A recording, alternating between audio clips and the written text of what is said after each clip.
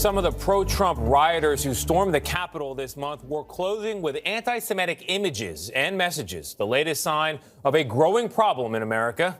From 2015 to 2019, anti-Semitic incidents jumped nearly 124%. That is to a record high.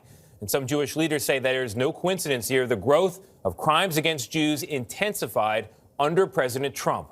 As we prepare to mark International Holocaust Remembrance Day tomorrow, our Jim Axelrod shows us examples of the hate and the personal toll on those targeted. Even among the many disturbing images the country confronted on January 6th, a Confederate flag paraded through the Capitol, for instance. Some were more painful than others for some Americans. The future of the country is at stake here. Take Audrey Glickman, a Jewish woman from Pittsburgh who had to look at rioters wearing Camp Auschwitz sweatshirts. It must hit you viscerally when you see Camp Auschwitz shirts as part of January 6th. Of course it does. How could it not? Glickman is one of the survivors of the deadliest attack on Jews in American history. She was inside the Tree of Life Synagogue in Pittsburgh that horrific October day in 2018 when a gunman stormed in and slaughtered 11 of her fellow worshipers.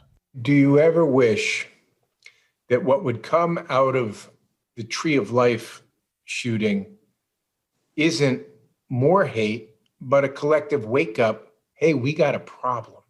Absolutely. That has been my wish from the very beginning, that people would understand, but we've seen more shootings since then, more killing. People are not understanding. How do we make them understand? For starters, understand the numbers. According to the Anti-Defamation League, acts of anti-Semitism started spiking in 2016 after a nearly 15-year drop. The most recent statistics show the highest number of anti-Semitic incidents in its recorded history, more than 2,100 acts of assault, vandalism, and harassment against Jews. If you are alarmed looking at this data, it's because it's undeniable something is going on, and we're all concerned about it. Of course, it got worse. Jonathan Greenblatt is the Anti-Defamation League CEO. Jews will not replace us! He notes the spike pairs with former President Trump's rise to power and says that's no coincidence. Some of this, I think, is because we've had, a leader at the top who's been bullying from his different platforms relentlessly every day. If you buy the concept that those who forget history are condemned to relive it, how much of your brain is given over to the possibility what we saw the 6th of January was just the beginning? But what I would say to you is that what just happened is really, if you will, the end of the beginning.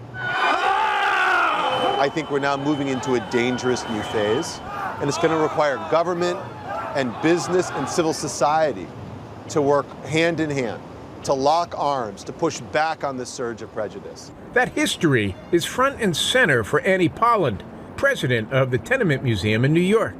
Often in the United States, we study the Holocaust, which is incredibly important, and that needs to be studied too. But just as important in this country is to look at how anti-Semitism has manifested itself. Let me see your stickers. In the last few months alone, it's manifested itself in the form of swastikas on street corners in California and Virginia, a vandalized Anne Frank memorial, and a menorah shot with a pellet gun during Hanukkah.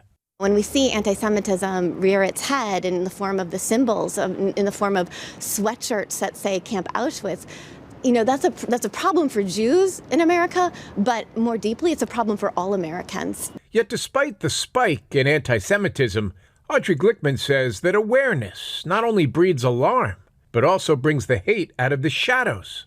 And in the bright light, there is hope.